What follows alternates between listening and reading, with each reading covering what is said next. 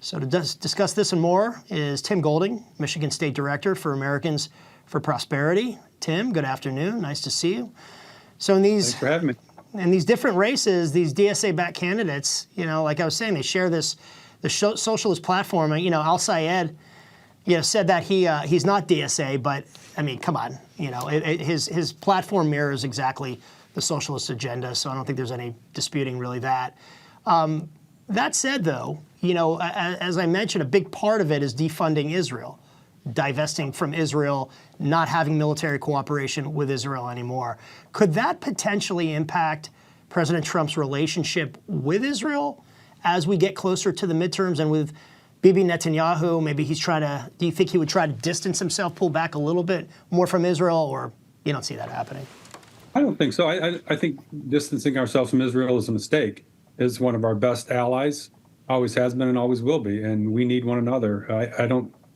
I don't think getting rid of Israel and divesting ourselves from Israel is the right course of action. And DSA 100% is in line with doing that. So that's the tack they want to go. That's the play they're going to make. They're going to have to suffer the consequences in November. In Michigan, I don't think voters are going to get behind DSA and El-Sayed and the others, like Will Lawrence, who won his primary in the 7th Congressional District. Mm-hmm.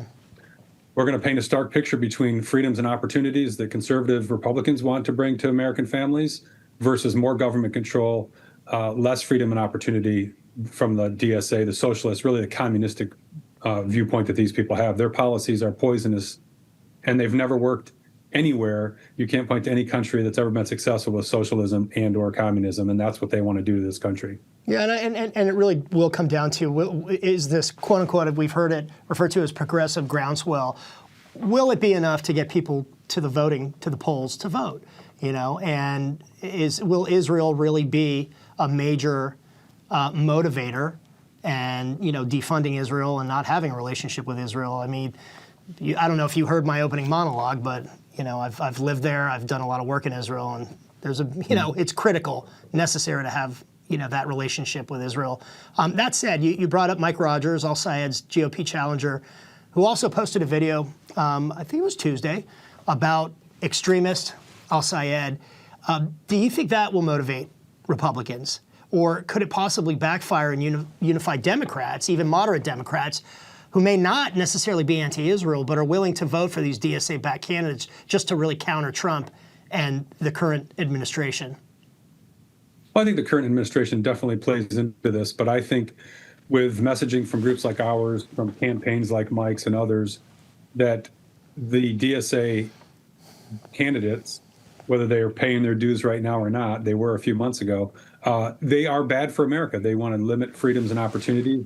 They want government to tell you what American dream you can live, not the American dream you want to live on your own. And I think when, at least from our conversations, we talk to people every day across this state and across the country with our grassroots door canvassing capability. We've talked to hundreds and hundreds of thousands of people, and people are upset with that socialistic, communistic mindset.